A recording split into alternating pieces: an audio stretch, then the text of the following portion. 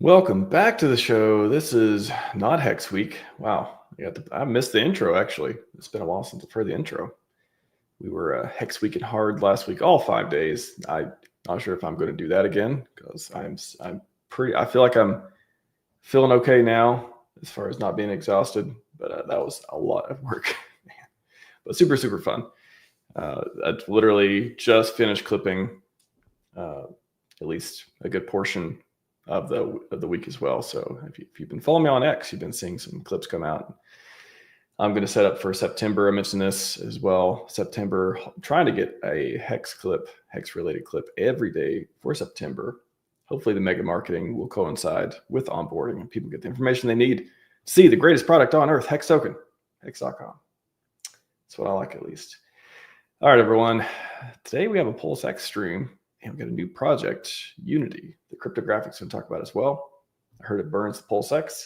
Zenith is here in the house.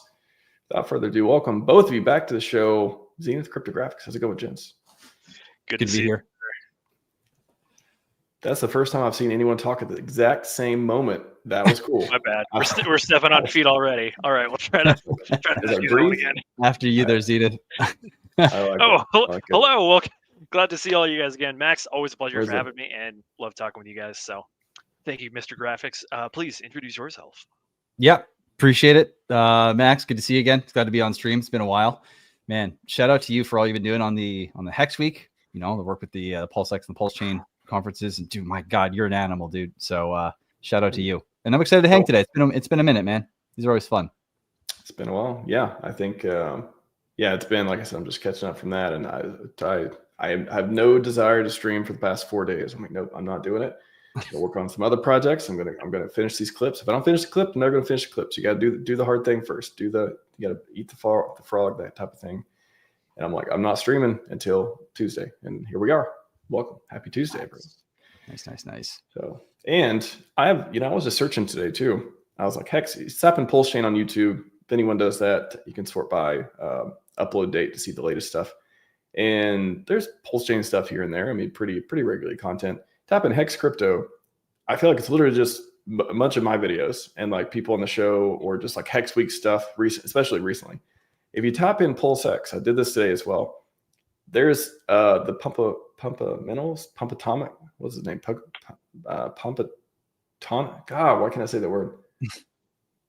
Like tokenomics, but Pumpatomic, something like that. That channel, like a few days ago, or like 11 days ago, I believe, had a PulseX video. Very few and far in between PulseX content. So I'm happy today. The reason I said all that was like, we need more PulseX content. So this is great. I love talking about the greatest DEX on PulseChain and some fun stuff that's helping the burn. Feel the burn, everyone. Feel the burn. The burn. Good stuff. Very good. So who wants to kick off? We'll get into Unity in a little bit as well, but PulseX, do we have any major bullish stats? Not looking at you, Zenith, but very much looking at you. All right, let's see what we got here. So if we're specifically talking about good old PulseX, the application itself, well, I don't think that anyone's surprised. They're going to realize that it is the largest on PulseChain by a good margin there. Just looking at the fees that get paid out, looking at just the total liquidity, all that kind of stuff. Yeah, it's a lot larger. Interesting note, though. By the way, we're on DeFiLlama.com. This is a great on-chain analytics tool for anyone out there that wants to check it out.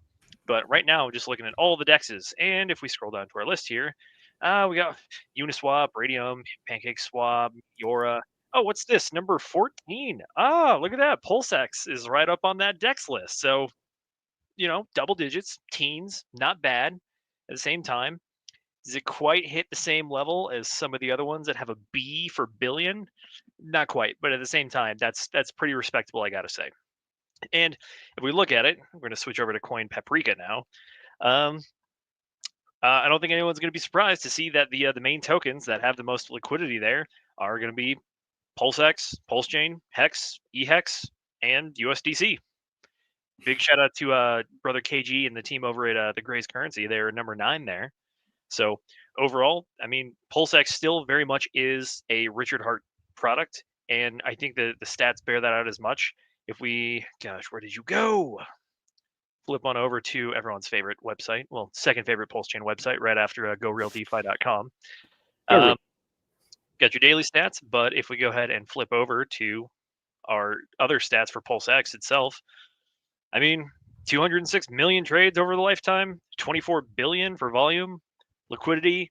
It's an interesting chart because I think you can really see where liquidity got pulled out of the pools when we had that event happen once the incentive token emissions went down a bunch. But overall, by the metrics, it looks like it's a healthy DEX that's functioning.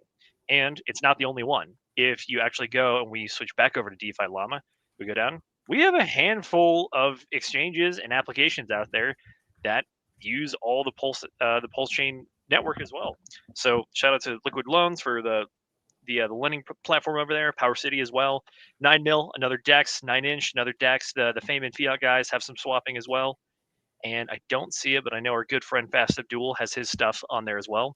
So if you're looking for bullish news, the bullish news is that, guess what? There's not just one DEX. There's a lot. And they all are pretty much operational from my knowledge. The only main issue was there was a liquidity issue for one of the pools over on 9mm a while back, but it appears that one has been resolved. And if you go look at their price chart, it is recovered as well and looks very much like a normal token if you exclude that one giant wick from the single day that happened.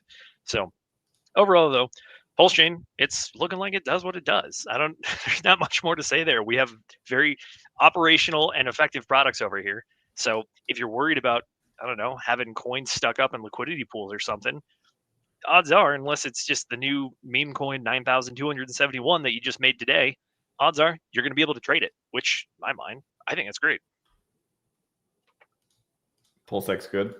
I'll pull this tweet up here as well. Ignoring the noise. Look at that buy and burn. One of the coolest features of PulseX, which I'm sure we'll get into as well. So Hex Turbo posted this image. 1 hour burn, 218 million PulseX, around 6K. 6 hour burn, over 1 billion PulseX. 24 hour burn, 1.48 billion PulseX. I was going to ask graphics, can you see, and I think you mentioned, you're talking about too, about being able to see burn stats and stuff. When you're looking, actually, I'm not even sure what site this is from. Is this from GoPulse? You guys know where this is from? I don't know. I wish I knew, honestly, because it would be sweet to see the breakdowns. Yeah, I was going to ask, any of these transactions, I wonder if when they're counting the burn, are they counting the entire, I guess all the transactions go. Well, I guess the difference is there a difference between what Unity, how Unity is burning PulseX versus just the way it gets burned normally in the protocol? Would it be counted in this?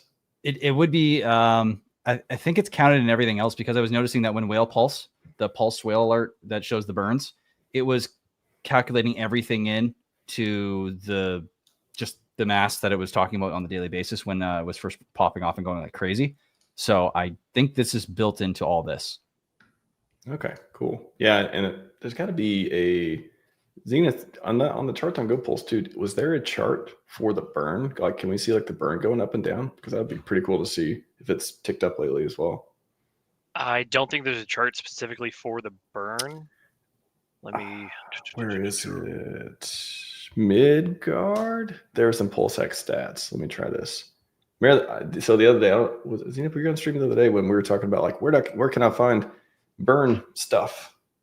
And PulseX buy burn. Here we go. All right, one refresher on this. Look at this daily burn history. Got that chart for you. August 17th, 405 burns. Over, is it a billion? Yeah, 1 billion, 1.5 billion on August 17th. So got a little bit of a chart burn history as well. Nice. That's actually good to know on Midgard. Yeah. Cool. I dropped this in the chat. I don't think a lot of people know about it because I couldn't find it. I was looking everywhere. I'm looking at every stat site. I looked up, even on Midgard, I looked up PulseX. I'm like, well, why can I see a buy and burn thing? And then somebody said Midgard tools, buy and burn. I'm like, oh, there it is. Okay, nice. Secret knowledge. And I'll pop over here. One other thing I want to bring up, thought was pretty interesting. This one from Storyteller 17. Someone capitulated lows, now bridging back money in PulseChain, currently sitting on 700K USDC. It hasn't been deployed yet. That was on August 20th. And then I think today, was it today? Yeah, earlier today, just started buying PulseX. So We got some PulseX buys coming through. I don't know if we got any green candles from it, but got some buys at least. Sick. That's awesome. I mean, PulseX the top line information for PulseX is that as it stands right now, we've burned about 7.6% of the supply, which is a notable bit. So the buy and burn function is working, and it continues to work just fine. And that largely happens when people use the PulseX application, which is the largest DEX on PulseChain, which means that odds are, if I'm pulling out the crystal ball here, it means it's only going to keep burning into the future at very similar rates. I think that's why, too, I did some research on this the other day, that that's why I think Richard doesn't mention Piteous as much, because on Piteous, everyone's favorite router to get the best deal on PulseChain, it doesn't have to always go through PulseX to get the best deal. So if you just type in like this and we'll just go with like PulseX or something, it'll fetch a price. And a lot of people are like, oh, use PulseX directly to get the maximum buy and burn. And I don't know, it's kind of like, I guess, but at the same time, it's like, do you want the better? I don't know, like it's like what's better for the group versus the individual type of thing. Like it's probably going to use it for part of it at least, but I don't know how seriously people take this. Of like, are there chat? Let me know. Are there people?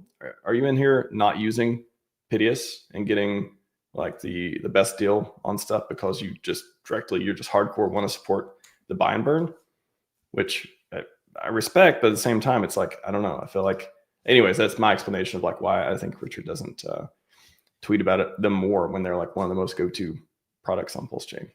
Well, we've talked about this in the past, which is that Richard Hart is a big fan of the risk diode, which is that if you are in competition with something, or you don't want to talk about something, or you think that something is negative, the answer is don't talk about it. So Richard obviously created PulseChain and PulseX. Piteous is something that does something slightly different and doesn't directly benefit PulseX, so it doesn't make sense for him to tweet about it a bunch. But from the user standpoint, Piteous is great because it does exactly what you're showing there, which is it's going to find you the most optimal route for all of your different swaps that go on under the hood of the main swap that you're trying to do. So just for example, what we're looking at here is we're trying to swap Pulse into EHEX. Can you back to the route real quick? There you go. So what it's going to do is it's finding the most optimal route through different liquidity pools. So you see there, we're going from wrap Pulse to DAI to Hex, Hex to EHEX. And then at the bottom, we have 10% of your trade that's going to go Pulse to DAI to PulseX, and then PulseX to EHEX.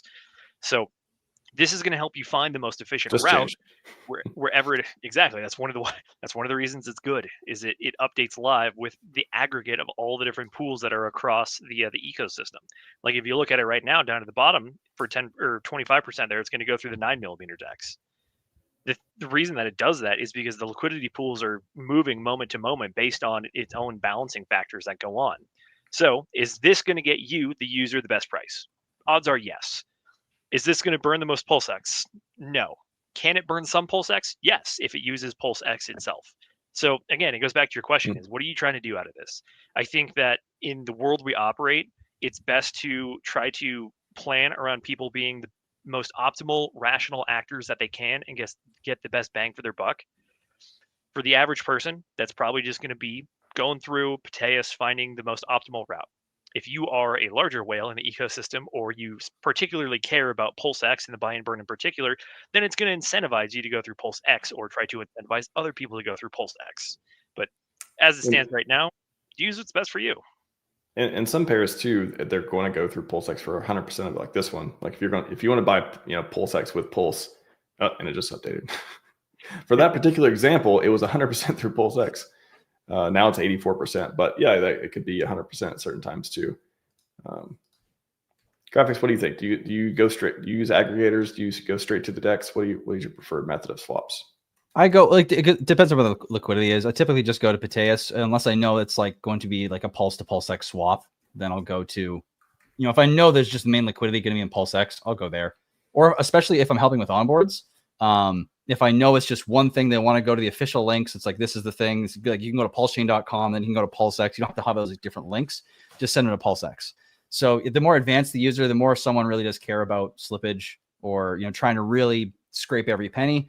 Just Piteous. And the big reason for me is, PulseX's buy and burn is designed to really ramp up with volume and through arbitrage on different pools, moving pricing up and down, you're going to get lots of burn. And really, this is one of those buy and burns where it's going to be creating more of a floor than literally just pushing the price up. And so cumulatively, just from volume, user base, volatility, where we are in the market, it's going to have more of an impact that way than, just trying to push the price up via the volume. Because on an individual transactional level, it's like 0.06 of a penny actually goes towards. So for each individual user to make an impact, it's more impactful for people to just, or for this DEX to just exist on a chain that's getting a lot of volume during the bull run, or the backside of the bull run into the bear. That's really helping this thing more so than just, trying to nickel and dime our way into, 10,000x via this buy and burn.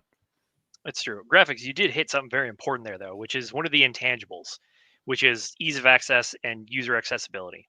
I think PulseX probably is the best one out there. Everything else is designed to try to be as accessible as possible. But especially if you're going with new folks, if you can just point to the main ecosystem and the most credible applications for everything, which is going to be PulseChain if you're on PulseChain, or PulseX if you're on PulseChain, then yeah, it's super easy just to point people there. It's the most reliable, the safest, and the easiest and most intuitive to use in my mind. And it works well with a variety of, or with the most popular wallets anyways. Exactly. I think it only gets a little bit different depending on if someone wants to come in, let's say they're buying you're saying token 69420 XYZ, and the liquidity could be bigger over here one day, bigger over here the next day, but they're full degen mode, just Pateas, Yeah. So it just depends on who's doing what really, but yeah, I would 100% agree. You nailed it. And this is a thread I dropped in the chat. I talked about this the other day, and I think Piteous wrote a whole thread on it too, and I used a little AI to give us a little bit of information too. But it comes up sometimes, and everyone seems to be unclear on it's always just another one of those questions where it's just use PulseX directly for more. And I really wanted to go through and be like, okay, how does that actually work? Why does it work that way? What are people's options if you are thinking about using an aggregator versus going straight to the DEX? Here are the trade-offs. So to each their own on how they use it. I did say here, I guess there could be a box to call it maximize PulseX burn that only uses PulseX root for Piteous if they ever wanted to do a little box or feature like that. But again, individuals are going to pick the best deal most of the time, I would say. And I wonder, even if they did that, for the amount of work, for the amount, how much would you actually generate additionally, for, I'm sure, the amount of extra work and time and everything to do that. I wonder if it's even, I don't know. You know what I mean? For the people that actually go and do it, maybe you could. It probably generate some extra over time, but I'm sure it's so minimal. Just from arbing alone, you're going to burn through every transaction, after, especially because the fees are so small, and the spread between the different pools can be so low that, when something pushes up 1%, you have 0.5% spread or 0.6 or 8% spread there all of a sudden now. And that arbitrage is going to just inherently burn. So I don't know. Those are my 2 cents. Does it change when, I guess does the number change for example, in 17th here burning, over 1 billion PulseX, which is, I don't know, how much is that? 1 billion PulseX is 40,000 almost, or over 40,000. I'll just change it real quick into dollars and see 1 billion, 30,000. That makes sense. 1, 2, 3. Oh, I guess 30 right now. Cause right. Yep. Sounds about right. Don't look at the price chart, but 30,000. Yeah. If that turns into, a billion turns into, instead of $30,000, $3 million, is there going to be a new movement of everyone start using PulseX direct? We got to start. Look how much millions, billions we're burning now. I wonder if the price has any impact on how much it feels like you're contributing to the burn and stuff. I don't know. Something I thought of too. Oh man, this is an interesting one because you're going to have a bit of an inverse relationship between what's actually happening and the effectiveness of the buy and burn versus the perceived effectiveness of the buy and burn. Because when you have the volatility going through the roof, the price of PulseChains going through the roof, the volume is crazy high. And let's say there's a ratio at this point in time where there is a ratio of volume to the price of PulseX, right? And right now, we'll say it's probably at one of its lowest points in that ratio, right? The volume is relatively low on the chain, the price of PulseX, meaning that volume is generating the most amount of PulseX burned per dollar right now. But over time, let's say PulseX goes through the roof and the volume only goes up 1 or 2x and PulseX is 1,000x. Now you have this funny situation where people can be freaking out like, oh, look, we're burning like $100,000 a day. We need to like do everything we can to make PulseX burn, when really it's actually burning like 25 times less PulseX than it was at the bottom. But now people care because the numbers are bigger and it seems bigger, but really it's kind of, it's like it's an illusion, so to speak. You know what I mean? Yeah. Yeah. The price difference, that's something we talked about too, was one of the interesting things about the price. Was it the price going down, or the, what was it? What was the thing that made it burn more? I forget. It's like, oh yeah, the price is going down, but it's going to burn more PulseX, or the volume's going to be, it's going to burn more when the price. Yeah. What was that? I can't remember exactly. I would say it's just as the price goes down at a point that you're starting to measure from, when the price is decreasing and volume is staying static, decreasing less than or going up, then you'll have an increase buy and burn ratio over time. And so if the yeah, that's what it was. Yeah, something along those lines. It's like it's not like black and white. It's pretty. There's a lot of what's it called? It's a spectrum. Yeah. I wanted to hit up the ratio real quick as well on the Pulse to PulseX, one that's been tracking up for quite a while. I don't know if it's taking a break here for a second. We're going to check, but on the weekly, it has stepped a little bit. Was it 0.07, around there, 0.071? It was, wow, that's pretty crazy. Yeah, we were at like 1.73, I think, earlier yesterday or the day before. What is this? When you all see this, like, what is that? What story are we telling now? Like, is it? So we went up so high. What's going on now? Well, it looks like you definitely broke a trend line that was happening there. So what that says to me is that people have been rotating out of PulseX back into Pulse after it moved far enough that they were satisfied with the gains that they had made in comparison when you have the ratios. Yeah, was like 1-to-1. Was that just like this? Okay, that's a little high. Let's maybe start rotating, and Pulse is good now. That was a little bit high, especially if you consider back in the early days. I think the ratio was 1-to-4. The sacrifice does not exist. It does not exist. Yeah, that's true. To new people. Parentheses, to new people. Yeah, that's true. But price memory is a thing. It happens in all markets, and crypto is no different. So it will affect it to a degree. The ongoing trends will probably have more of a pronounced effect than price memory. But at the same time, again, I mean, not trying to be Nostradamus here or anything, but like, yeah, people are rotating out. Either that, or you could say that maybe the tokens are moving differently based on their own independent variables. Like, because if we are dividing one asset by another, it also just crosses out the step where you go through the US dollar equivalent. So on just the US dollar equivalent, if one's pumping harder than the other, you will get the ratio change as well. Yeah. And everyone out there who I know still down on your sack bags, I hear you. Not trying to act like it didn't exist or whatever, but at the same time, it is one of those, I talk about this like moving forward. Okay.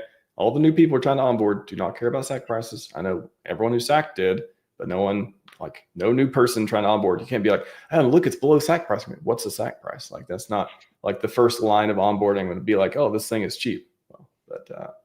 And yeah, I don't know. I think it's interesting to think about the future too, like how we're going to, one of the things you mentioned, Susie, is about the independent variables, and it's going to be, it makes me think like whether it is going to be tied to how much was sacrificed in the future, or will it just split off and be like, this is all about the buy and burn, baby, or this is all about, hey, PulseX has utility now. We had a single size staking, or hey, Pulse, it's the gas token. Everyone loves this thing more than ever. Like all the different pieces that can like paint a new valuation of these tokens. I don't know, just thinking long term here, I think it'll be different than it is today.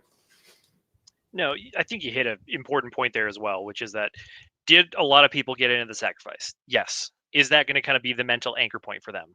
Definitely yes. The new folks, though, they don't have that mental anchor point, so they're looking at now. So it's kind of, when you're looking at the charts in real time, it's what have you done for me lately? And is the price now relatively cheap or inexpensive based on where you think it's going to go, where it has been, and what the roadmap for it looks in the future when it comes to like support and resistance levels. So yeah, it's very easy to get hung up on the sacrifice stuff, But at the same time, though, the market constantly evolves. There's always new ways to look at it, and there's always new perspectives based on where you get in or out. Just want to take a look at PulseX.com real quick. Websites have been updated for the community. If you have been sleeping under a rock or just not been on X for the last 10 days or so, 15 days, I don't know when it happened, somewhere through there. Number one DEX on PulseChain also has some links here. There's some pretty green links, like a little logo, disappearing logo, like that as well. And it's actually, this is a really good information for people starting just to figure out like how it works and the trading fees and we'll have the most liquidity in PulseChain and talks about that. Remember the AMM ratio fixer bot? That was all the rage back then. Speaking of like sacrifice times and the P copies, that was a P copy thing too. So pretty good website. Branding. It's got let's see. Yeah, go here. It's got the logos and stuff there. On more links, it's right now just has it just has this. I thought I had like some other pieces. Maybe that's just the I thought it had. I guess this is just the links to the list for now. So anyway, stats, PulseChain.com, beautiful stats website now. Pump.tires and Xerox Coast. So I love I feel like everything on the websites are very hex.com, PulseChain.com, PulseX, very concise, very much like call to action. Here's what you need to know. Literally it says, number one DEX on PulseChain, every trade on PulseX buys and burns PLSX, driving scarcity, demand, and potential price upside. We've ran the numbers before. All-time low from PulseX is around 9 cents. Can we get a konnichiwa for 9 cent PulseX? We can as soon as I find it. Fuck. Konnichiwa! Boom. Sorry, I'll do that faster next time. No, I'm glad you weren't asking for one of us to do it. I wasn't sure if you had the meme or not. And I know. It seemed that way. I was like, oh crap. I'm not no. Yes, that was a very very like intuition. Oh, you almost so graphics, you almost did a konnichiwa. Okay, next time I'm gonna be like, no, I'm gonna play the clip. I want to hear no. Konnichiwa! Yeah, I'll do it. Oh, maybe we'll see. We'll see. I'll just leave that there. I'll do it for 10,000x. I'll do it.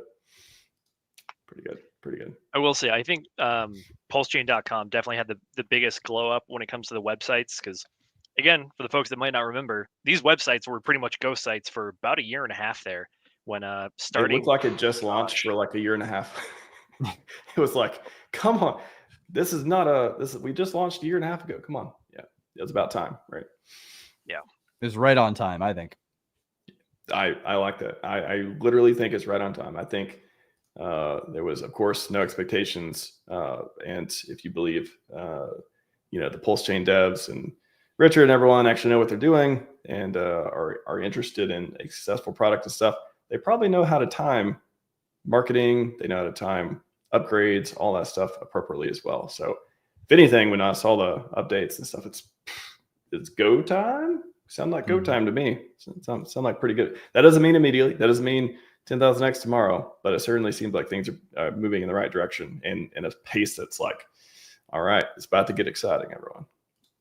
Well, that's one of the things I've learned about since building is understanding the importance of understanding what you have as a marketing asset, timing wise. What, like, every action you have, if there's something in the future that's coming up, that's a future potential that you can utilize, and you only get one shot at it, right? So releasing a website, releasing a new thing, coming back and streaming, a marketing campaign, devices, all these things, you only get one shot at using them at the right time, right? Like, let's go as far as to say the streaming idea, right? Richard coming back and streaming.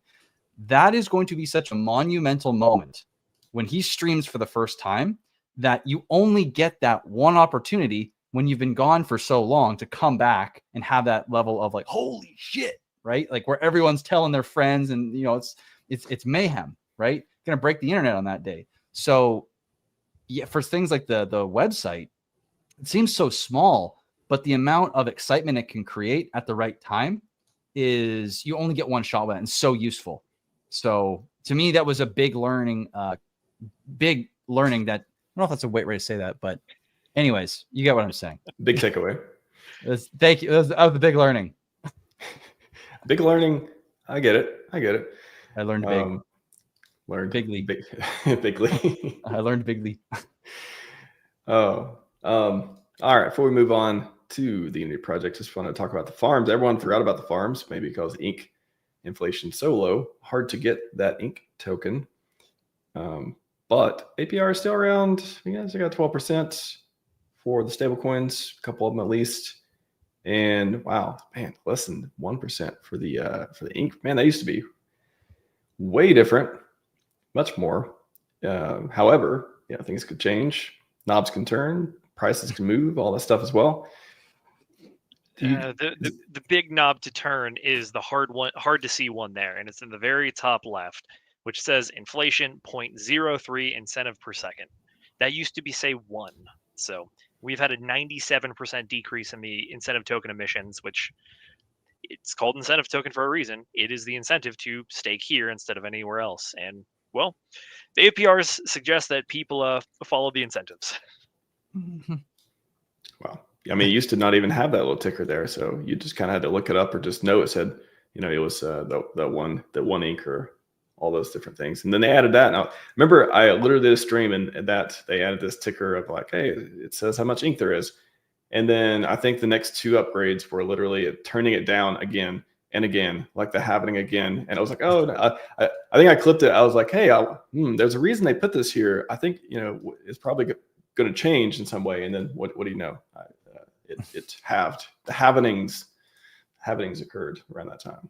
So hard to get, more scarce, maybe with demand means price go largely up. Guess bullish on ink too? The more, I think a better version of saying that is incentive token will show you how much liquidity is in the pools, and then price moves based on the proportion of liquidity in the pools and the amount that it changes. So I think this is something that we saw when we reduced the amount of incentive token being emitted there, is that we reduced the size of the pools. The idea there was that it should be easier to pump, but understand it's also a double-edged sword, meaning it's also easier to drop price as well. Yep. Increased volatility is the easy way to capture both of those. Yep. Bingo. But yeah, that was, it was very interesting because I think there was a time when we were there, I was seeing those conversations pop up. I actually made a video on this idea where he could come out and do something with the farms to lower liquidity. And like 2 weeks later, he did this. And I was like, are you kidding me? Like, I didn't think that was actually going to happen, but okay, here we are. Wow. So, but the point is, it's like, so he really is setting this whole ecosystem up for maximum potency with every move that's made. Every dollar can pump the ecosystem the most. Every move can market the most, get most people excited. You can see that there's like this level of refinement that's happening right now. And it's a big setup on a foundational level. So it's also crazy to see how many people are still in the pools, even though there's 4% APR or 1.3% APR, and people just leaving millions of dollars liquidity there. I mean, that's cool, man, but also surprising. Yeah, it's great. It's got to be so many times. It's got to be season of price go up. Like if you're not earning ink that's worth a lot of money, why would you be in the pools? If you're not earning hex worth a lot of money and you're not getting a large, percentage yield, why are you going to stake hex? Got to be another reason to help you make that decision. And I certainly hope its price go up very, very much to make it, to make all the make lack of inflation great again. There you go. We're gonna keep doing we're gonna keep going through the greatest hits here. Apparently, you started off with Bigly, so we're gonna. That's a t-shirt right there. Yeah, that's a new t-shirt. I don't know. I like this t-shirt though. HODL PulseX. Check that out. Boom. Nice. That's a good one. It's a good one. Classic. All right. Cryptographics. It is Unity time. Take it away. Well, I mean, how do I? You know what I want to do if we can? Can I bring up the DApp just because man, there's so much to this damn thing. First of all, that I want to just have something for people to just reference so they can look at and understand that what I'm saying is way more complex. And I'm not going to go the complexity side, but if we ever get confused, you're like, wow, that sounds like a lot. It's as simple as the DApp shows. So give me 1 second here. Picture is good. Let's go. Picture is worth 1,000 words, as they say. So hopefully 10,000 words. 10,000. I like that. It's this one right here. Can you see this? Yes. Beautiful. Okay, we're not gonna go to the numbers yet. I don't even want to go there. But Unity, because I mean they're a little absurd, and I need to explain our way into them so that people don't instantly think, oh my God, here we go. Right? There's not this level of assumption. So in a nutshell, what Unity is designed to do is it's designed to leverage PulseX, create demand into PulseX, burn PulseX, which increases the value of PulseX and obviously the scarcity, which because Unity is directly built on top of it, it will increase the value of Unity and create a very sustainable ecosystem or system that people can use to leverage their PulseX to get more value or more PulseX, whichever way you want to measure that, right? So it's a real simple system. And all you're doing is you are leveraging both sides of the market. This is what makes Unity so unique. Typically in a protocol, you have either staking or like a mining or a minting, or if you have both, they have two different time horizons. They're earning two different tokens. They're disconnected. And Unity is the unification of all these mechanics we know to allow people to use high prices to get shares advantageously using a mint style function we call creation. And on the other side of it, when prices go low, you can get a deal on getting shares by buying and staking Unity. And both of these actions get you shares, which then earn a BTC-like supply where every day there's a fixed amount, but it's declining for a fixed deflationary amount of 125 million cap supply, deflation because of a massive buy and burn. And effectively, it's like being in the early days of Bitcoin, but instead of using electricity, you're using PulseX, but you're also burning PulseX, which creates the value of everything else going on. It's got feedback loop after feedback loop after feedback loop. And to date, it has burned, I believe, 1.41 billion PulseX in 9 days. Wow. And we're just getting started. And no one really knows about this damn thing yet. You know, that's the thing that I've been trying to change. And the more people that come in, the more people that want to participate, just naturally, like you can't stake or create in this. You can't take any action in the system without burning PulseX. Well, how does it work technically too? I'm curious. Like, what is going on when you create and you stake? Like, what action is making it burn the PulseX? So you deposit PulseX. The create side is like it's like a mint and auto stake kind of thing. You could think it's like very similar, but instead of buying on the market at whatever the price is, you're buying at a fixed rate in the DApp. And this is getting a little bit more expensive. So basically every day you're being able to buy or mint a little bit less Unity for the same amount of PulseX or Pulse if you want, right? And so any of these tokens that are coming in, so of the PulseX coming in or Pulse, 4.31% of every transaction, every deposit amount in Pulse or PulseX, if it's in Pulse, it automatically takes some of that when you create the transaction and it buys and burns PulseX. And if it comes in PulseX, it automatically just burns it. And this is every single transaction, no matter what. You cannot do anything in this system without buying and burning or burning PulseX. And does it, when you say it burns PulseX, like is it sending it to like the zero address? Like is it running it through like another router? How does it work on that side? Yeah, so it's sending it directly to the burn address, essentially.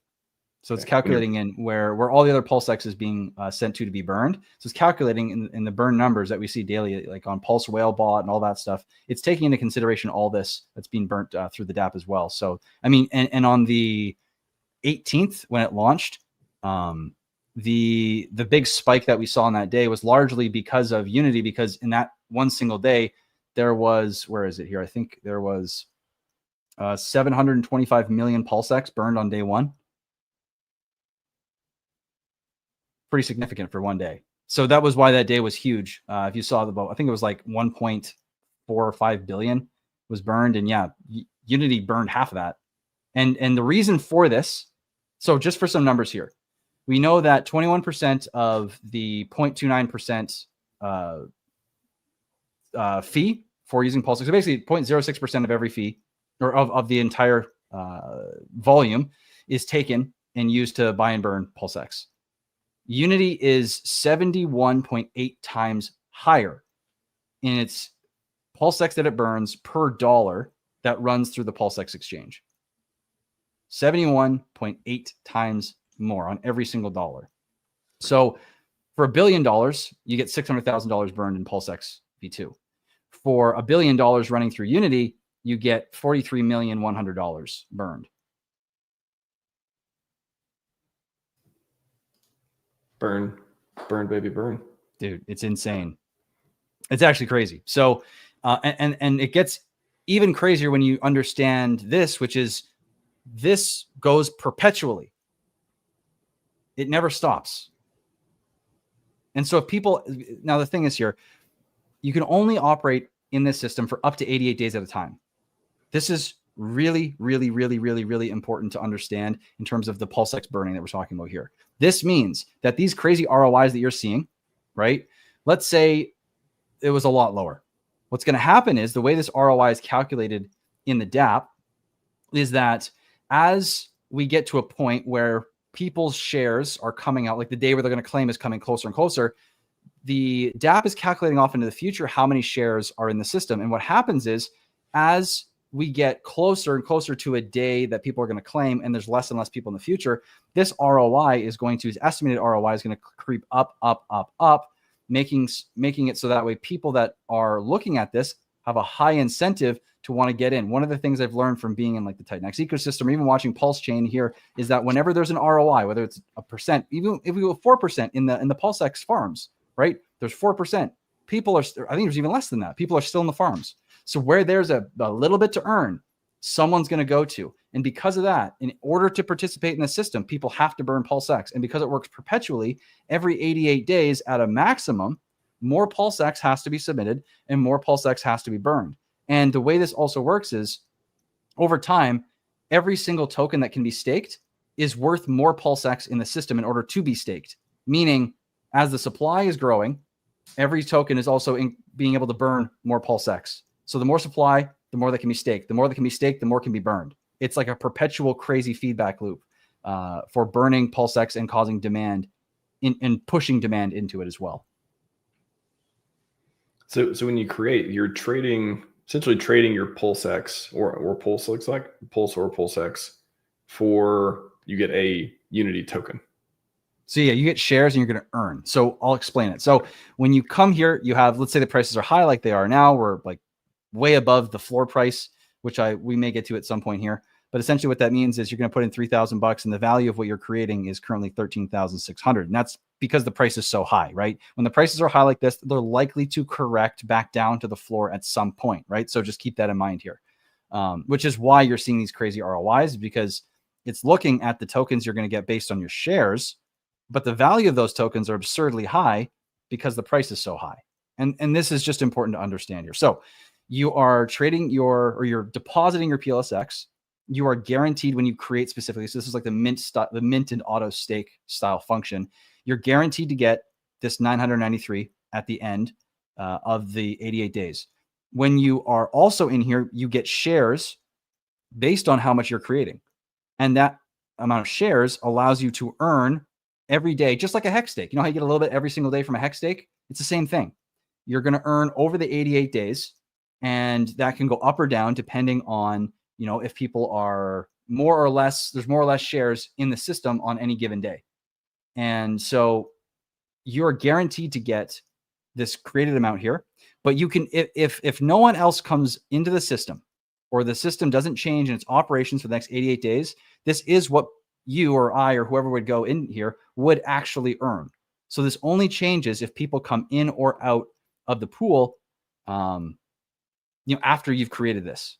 Now, the same can be done for staking, where you are staking a certain amount. It gives you shares based on how much you're staking, and you're going to earn based on those shares. So it's kind of like taking a mining style protocol and Hex and kind of combining them together. But both actions are are fighting for block rewards that allow you to take advantage of different market opportunities. And it's, yeah, I'll pause there for a moment, because yeah, it's essentially what it is. You're trying to get shares essentially in the system and earn a very scarce, disinflationary and hyper deflationary token in the meantime. I got one more question for Zenith get in here. Where does the value, so like where does the value come from for Unity? Like what makes the price go up and down? Is it should it always be worth more than a PulseX, like, or whatever you burn for it? Like, where does that come from? So let's go to the DApp here. So a few things. The value comes from what people give it and what value comes into the system. Because in order to participate, right, people need to submit PulseX or Pulse. Now, this PulseX and Pulse goes into two contracts, mainly the buy and burn, which is obviously a buy and burn, and it buys and burns Unity. So right now there's about almost $400,000 in these contracts only in 9 days, just for buying and burning alone, which means all of this is going to end up, all the Pulse is going to be buying PulseX first. And all of this economic energy is going to end up in the liquidity pool, because in order to buy Unity, it has to place PulseX into the liquidity pool. So it's inserting value into the pool, which will then be something that if people want to realize any value in Unity, that's partially where it's going to come from. The other part of it is going to be from the buy and build, which has another $270,000. And this is a really unique contract that I've never seen done before in this way. There's been a couple contracts that I've seen, or it wasn't contracts. It was just like, there's a buy and grow wallet, but this is a contract that's similar to the buy and burn, but instead of buying and burning, it builds the liquidity pool perpetually. And this is something that's going to really change the game, because every time someone puts Pulse or PulseX into the system, they're contributing to building that liquidity pool. Every single action they take in this system. So if we go back to if I go to, where's the price chart here? Only because I want to show the stats here. And if we look at the liquidity, that's why liquidity is sitting currently at 279,000 and the market cap is 250, is because there's been so much, even these small little purchases here, they're adding up so quickly every 10 minutes in the way they operate, that this pool is growing substantially very fast and keeping up with any selling that's going on. Well, there's no real inflation happening right now, as well as because there's burning, it's reducing the potential sell pressure as well from, well, yeah, more or less. So I'll pause here because I want to hear from you guys, because I'm talking a lot. I think a quick question for you is that for folks out there that are looking at this, we have liquidity that is higher than market cap. How is that physically calculated? Because it seems like that kind of difference shouldn't really ever like mathematically happen. So yeah, it's a place in time for Unity that probably won't exist forever, but because it is so difficult to create or earn and mint Unity on a short-term basis using the system, there is not a lot of tokens. There are not a lot of tokens that are going to come out for probably 20, 30, 40 days. But initially, 2 billion PulseX came in, and the contract was programmed to take that 2 billion PulseX and pair it with a one-time minted 20,000 Unity. So this is where the majority of supply is coming from. There's nothing else coming out from people creating and doing all this in the system quite yet. And so the buy and burn is just deflating the supply, which means the only supply that's ever really been minted is reducing, but the liquidity is still getting larger and larger and larger because the buy and build is operating, and there was such a large initial LP that was created. Okay, interesting. And then what does the max token supply look like based on how you guys have this set up? Is it going to continuously increase over time, or is there a cap? Is it supposed to decay? What do you project as the total supply to look like into the future? Less than 125 million. It probably won't ever reach that. Oh, wow. Okay. Yeah. Do you know how many we're at right now? I can find, let me see. We are at, what day? We're at 9. So day 9, we're at, we're at 20,000 basically. We're less than 20,000. Actually, let me go to the DApp because it's in the stats part here. The total supply is 18,000 currently. Okay, there we go. Yeah. So this is like being early days in BTC on a supply level, right? Very different. But, there's going to be a lot of supply coming out. And this is obviously going to be the heaviest point where the system is going to have to be stress test.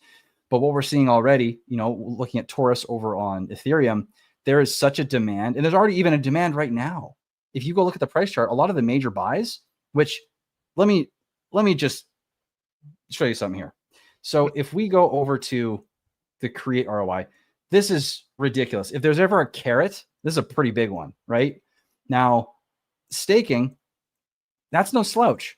But I mean, when you look at these back to back, obviously it's like, okay, well, that's probably the way to go if you're looking at a numbers basis. However, people are still staking. And to be exact, there's been over 100,000, or now it's been 84, but $84,000 in buy pressure that has come in for people buying and staking, even when the prices are this high.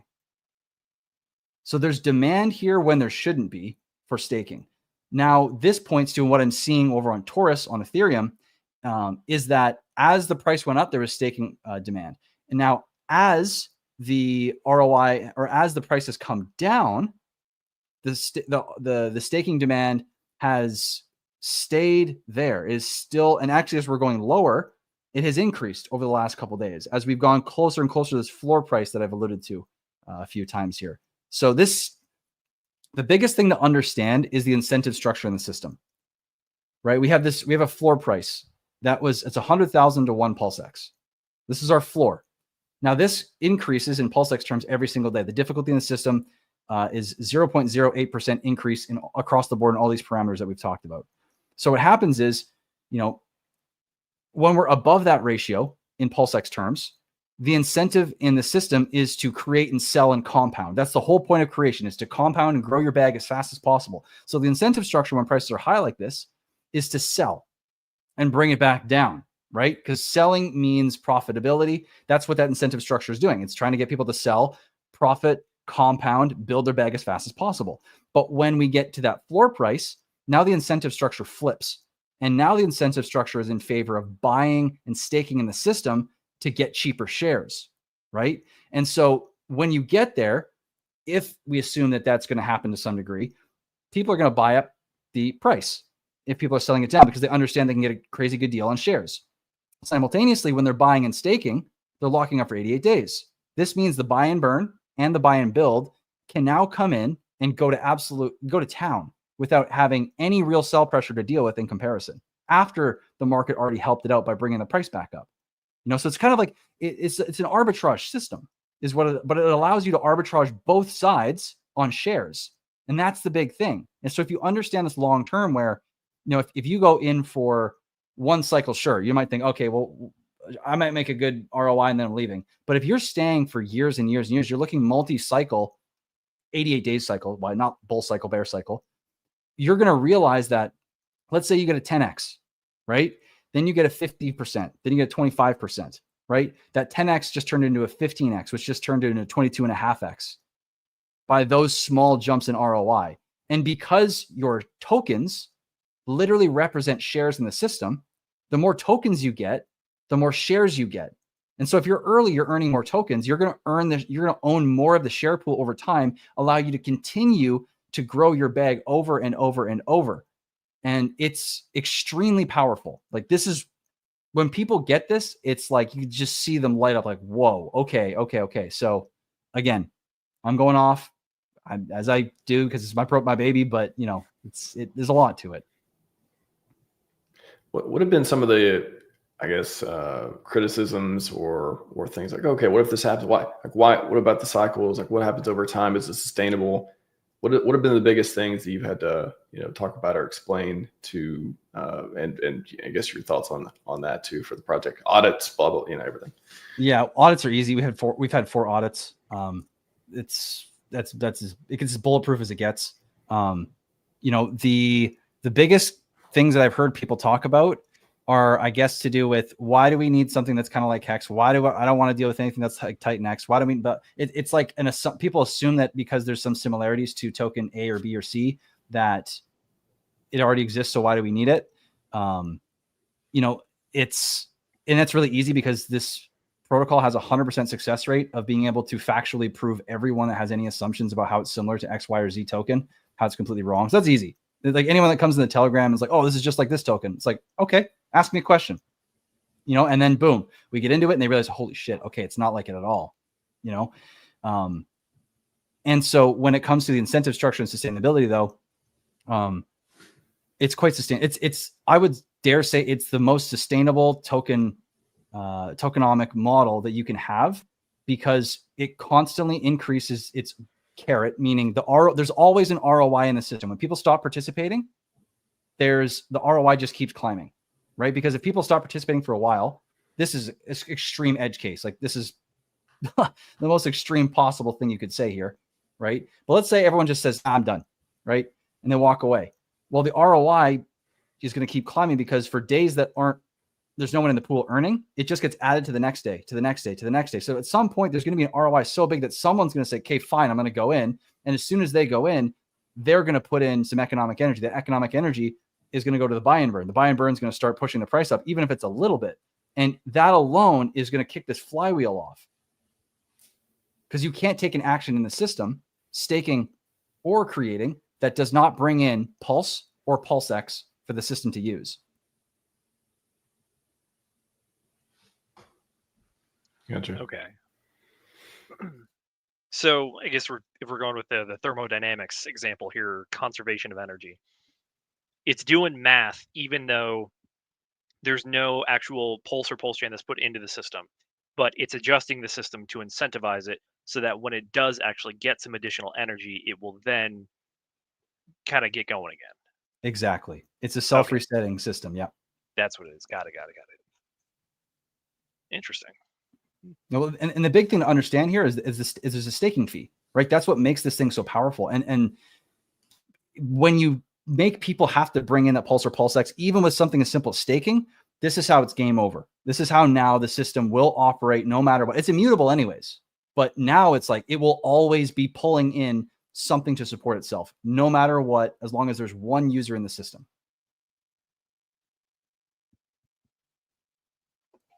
All right. You say there's any stat sites or otherwise where you can see the burn metrics for yet? Yeah. Go to, I put a link in the private, or do you want me to share it? I can do that too also. Oh yeah, you can share it while you're up there. So here's the dashboard built by Mike Dean, and he's the legend. That's why this thing looks so damn good.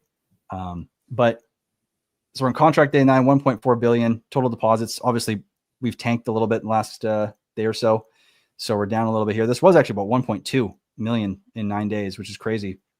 But this here is one of the most important things that I want to talk about, which is the future supply. I'm going to bring up a photo here. One sec. I'm going to just find this, because this is seriously like this is what makes this protocol one of the most unique possible protocols that you could ask for. Now, I'm going to show you something here. So this is day 2. Okay. So what this chart is showing is the daily amount of tokens that can be claimed or unstaked, or claimed from either stakes or creations. And on day 1, this amount here, this big day, was supposed to be 8.5 million.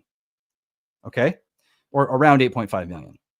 By day 2, this number, this unlock, had come down to 5.6 million. So this big day that everyone could potentially be worried about for the unlock on the, from day 1 has already reduced to 5.6. Now, if we come back to real time, we're on day 9, and this day is already reduced to 3.57 million. We're over 50% reduction 9 days in to the number of tokens that are going to come out on day 89. And this is one of the most unique things that people need to understand, is that the more people come in, the more people compete for this in future days, the more it's taking from everyone else's future potential and bringing that all the way into the future when they're going to come out. And so it's a game of competitive leapfrog in that sense. And so what we could see is if a lot of people come in, they start going for 88 days, or long, or whatever length, what they're going to see is that day, that big day that everyone could be concerned about, is going to come way down. In Taurus, it's 1.7 million currently, down from 8.5 million on Ethereum. I'm guessing by the length of stake, it adjusts the rate that you're eligible for. So there's probably some mechanism that limits the amount of like sniping that could go on. So like theoretically, like let's say like we're looking at this chart right here. On day, what is that, 88? it's obviously the biggest payout right there. So what's to stop someone from on like day 85 or 86 just doing like a 7-day stake or something? Haha, thank you for asking this. This is where we get into what I've learned from Hex, Hedron, Icosa, everything, and I put that into this. So I want you to watch something. Look at the shares here. Remember, your shares are your earning capacity, right? So this is for an 80, this is max length with 100 million PulseX depositing, creating 993 Unity. You're going to get 7.69 million shares. If I type in 7, are you still on the Titan X Hub website? Oh, I'm still on there. Okay, yeah, you're good. Damn. You're good. Okay. Here we go. All right. 88. Okay. Sorry. All good. All good. So 88 days length. Look how many shares you're going to get. 7.69 million shares for 88 days. Right? Now, if I type in 7,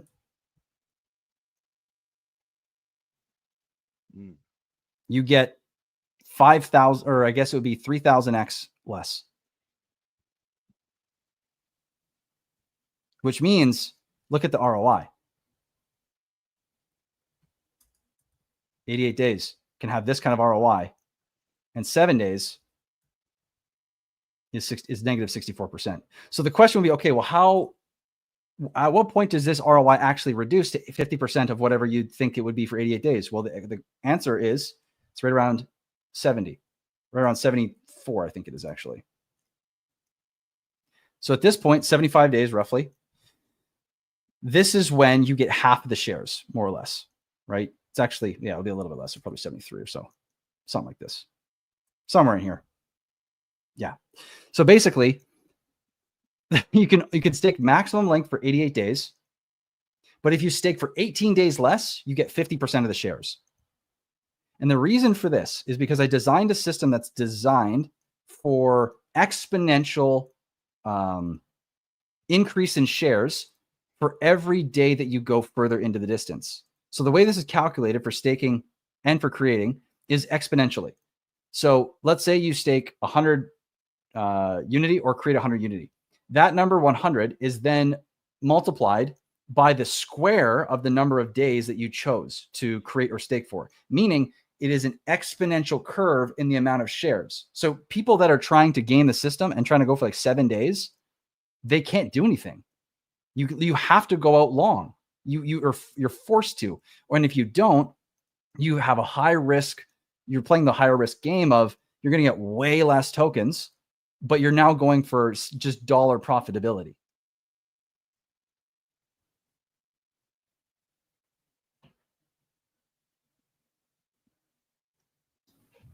I think we got time for I was looking at the chat for questions. Just got a couple minutes left here. I think the only one I saw, I haven't seen any on the protocol, but I did see one. If anyone wants to take a stab at it, Mo Mindset Crypto price prediction of PulseX in December. Oh God, I don't like these. I hate price predictions. You can pass. I'm gonna pass. I'm not gonna do any price predictions. I appreciate that. It's fun, but I'm not gonna go there. I think way higher than where we are now is what I think. But what way higher means, couldn't tell you. Makes sense to me. December is a very particular date there. It seems an interesting one to choose. It all depends on what theory you're going with for how this cycle is going to play out. Because if we're going traditional 4-year cycle, then that would mean that this is past the top. If you're talking about the possibility of having an extended cycle that goes into like Q1 of 2026, then it would still technically be on the up and up. Because PulseX is kind of like an altcoin in an altcoin ecosystem, we're looking at probably very delayed pumps for that time.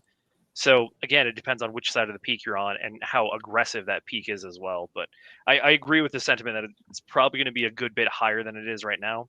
I think that, oh gosh, maybe like a 5x minimum higher from here is reasonable if we're going for that real parabolic growth. But again, it's gonna rely on what we were talking about earlier, which is the marketing strategy and the timing of it all and where that fits into it. Pump timbers, hopefully several coming up. Excited for it. Pump timber. Graphics, anything else on you want to cover? I think we have definitely some questions that hopefully give people an idea of how it works and different pieces of it. Anything else before we wrap up? Yeah, well, I'm seeing a couple of comments here where it's like another project that they wait years for profit. Isn't that what Hex for? And where's the other one I saw here? Titanx did so well. Who wouldn't want in on this? And it's like, I'm cool with talking about it. It doesn't matter to me because I know what this thing is. And I know people are going to catch up to it. And I know people are going to finally be at one point, everyone's going to have that aha moment. Like, I know 100% for certain that's going to happen. I have not a bone in my body says anything differently. And so when people are saying things like the Titanx stuff or whatever, where is this other comment here? So another project they got to wait years for. No, it's only 88 days. You have to go 88 days at a time, see where you are. If you want to go back in, cool. If you don't want to go back in, take some profit, do something with your life. You don't do whatever. It's up to you. Or don't do 88 days, do 70 days. But once you're done that 88-day period, boom. And this is the beginning of Unity has the highest likelihood of profitability using the system alone of any other time in the system, just because there's the most tokens and there's the least amount of people, right? So you don't have to wait years. This is not a Hex competitor. This is something completely different. So on that front, yeah, I love these statements because it's just an opportunity to really showcase how different it is. And then the last one is Titanx did so well. Who would want in on this? First of all, I appreciate the comment actually, because again, this has nothing to do with Titanx. This is as similar to Titanx as it is to Hex. So if you want to say I don't like this because it's like Titanx, you better have the same answer about Hex as well, which I know you don't, because it's just as similar and actually takes more away from Hex than Titanx. The share system is from Hex. The staking idea is from Hex, right? I added my own salt and pepper and sugar and spice and all the nice things in there, but the core of this ecosystem came from my time studying, modeling, writing a freaking book, on Hex.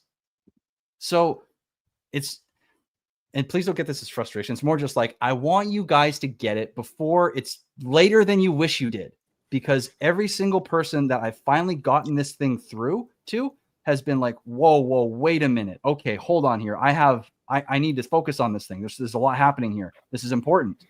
And so my invitation to everyone watching, this is the last thing I'll say, is I invite you to recognize when you have an assumption, a preconceived bias about something that you already think it's like, put that to the side and just learn. Go copy the white paper, put it in an AI model and ask it some questions. I guarantee to you that it will be different than whatever you think it is. Yeah, I think in general, the sentiment of just red candles and bear market and price hasn't went up for anything for a while either. It's just hard for any project to come out and not have this instant watch and there's with different projects there's criticisms here and there, and there's more constructive ones than others too. But yeah, man, it's hard for new projects these days when it is kind of like the short-termism and just like, hey, you see stuff get exploited and all that. So maybe one day it'll be like, like everyone put their money in new projects again without, not without asking questions, but without having a strong skepticism. I think that's just how it is in crypto right now. But yeah, appreciate you building something that burns PulseX. Well, dude, honestly, I'm fine with it. It's definitely burning a lot of PulseX, and it will continue. And here's the thing is that I ultimately don't care if people get in now. If they want to ignore it, if they want to talk shit on it, if they want to, and not in an unhealthy way too. If let's say they're just skeptical, if they're healthily skeptical too, that's fine. The people that do believe are going to be the ones that benefit the most from the way the system operates. And if there's ever a tokenomic model that's going to overperform, which is already doing versus what I anticipated it doing, it's going to be something like this or this. So for the people that are in it right now, I'm very happy for. I'm trying to educate everyone else so that they don't look back and be like, I literally saw this thing on day 9 and I thought it was a scam and I have so much regret. I don't want that. I know what I've built here. I just wish I could get people to see what's happening here without the preconceived notions of bias, what's happening in the market, the scams that are going on, and the exploits that are happening. And it is frustrating because there are so much exploits happening and shitty things, which is, of course, people are now going to think everything's going to be that next one that goes down. And it's unfortunate. But it's the way it is, So well, I said too, market conditions when there's plenty of money floating around and everyone's like, no, that's my last dollar. I got to be very careful and all that. I think it'll be easier, but yeah, I think it's just part of being a founder, and I don't envy that at all with any of the builders who are building tokens and stuff out there, or any products like that, because it is it's competitive. It is, you're trying to convince a crowd who's been through the ringer, and yeah, like I said, it's a tough crowd right now, tough market. But yeah, hopefully you're successful, man. Again, I like the burn of PulseX. I like anything built. I like any of the features that help Hex, help PulseX, help Pulse. Somebody build something for Ink one day. I'm sure there are projects out there too. But that's what I want to highlight, because I think that's people are interested in that, at least the PulseX crowd. Yeah. Well, can I just say one last thing here? Because UFO to go says something that's really important that I want to stress here. It says any project that has a face and a name pinned to it deserves serious attention.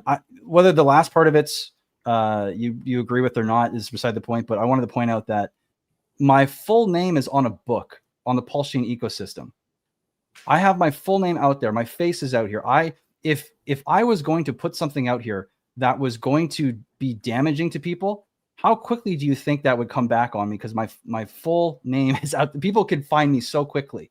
This is a perpetual protocol. I'm not going anywhere.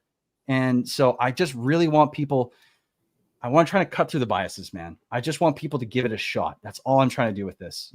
Don't listen to me.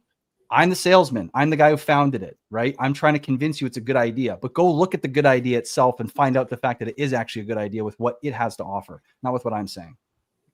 Crypto Investing Practical Handbook. I do remember the book, the Cryptographics wrote. It's free on cryptographics.com as well. Yes. All right, man. Awesome conversation here. Graphics, Zenith. What do you guys want to take us out on? What's positive? What's pumping? What's starting to get PulseXy about? PulseXy, ooh, I like that. Well, I'm sick of hearing my own voice, so I want to hear Zenith's voice for a little while. Oh gosh, this is the part of the show where I think I interject random stuff that I've been paying attention to. Yeah, Jackson Hole happened in the United States. For those who care about Federal Reserve interest rates, we might actually see a change there for once. Big news of the day was that Crypto.com just is working on a big deal, and they had a big day over there as well. But outside of that, gosh, if Ethereum making all-time highs, I think is very beneficial to the PulseChain ecosystem because we have a lot of Ethereum tied up in it. So when the price of Ethereum goes up, rising tide raises all ships. So that's definitely something to pay attention to as well. We are in the point in the cycle now where, again, I mentioned it earlier, whether you believe in 4-year cycle or the possibility of an extended cycle, either way, we're getting closer to the end. So crypto is going to get stupid hot here for a hot minute there. And if you remember the investor psychology chart, that is one of the most important charts out there, the euphoria phase is coming at some point soon. So whether it's 2 more weeks or a little bit longer than that, that's yet to be determined. So please, everybody out there, keep your head on a swivel. Don't let the emotions get the best of you. But outside of that, moves are happening. We had a pretty good move with PulseChain there.